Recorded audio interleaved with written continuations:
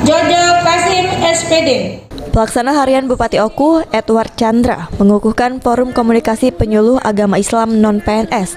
Pengukuhan digelar di Pendopo Rumah Dinas Bupati Oku. Nantinya penyuluh agama Islam non-PNS akan disebar ke seluruh wilayah Kabupaten Oku untuk melakukan penyuluhan agama Islam. PLH Bupati Oku Edward Chandra mengatakan penyuluh agama Islam ini sebagai ujung tombak pemerintah daerah untuk meluruskan informasi menyimpang yang berkaitan dengan agama Islam.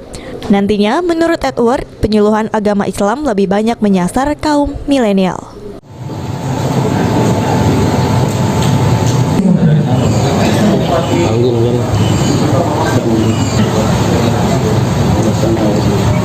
Nanti Pak.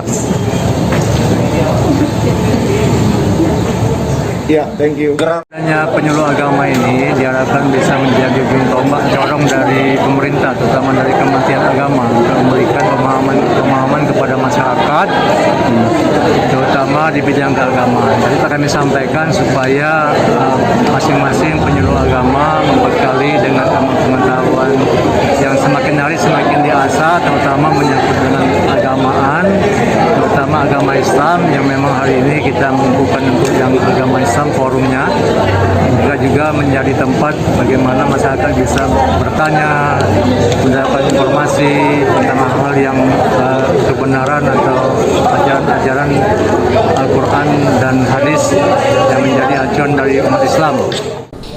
Sementara itu, Ketua Forum Komunikasi Penyuluh Agama Islam Oku, Studin, mengungkapkan dibentuknya forum penyuluh ini untuk menambah wawasan penyuluh serta meningkatkan kualitas penyuluh agama Islam non-PNS. Untuk forum ini adalah untuk meningkatkan kinerja penyuluh agama Islam di Kabupaten Oku. Kemudian untuk sarana silaturahmi sehingga bisa terjalin dengan baik. Dengan terbentuknya organisasi ini apa harapan gitu? Harapan ke depan penyuluhan di Kabupaten Oku akan berjalan dengan baik dan juga ini seluruh kabupaten, seluruh kecamatan ada galau?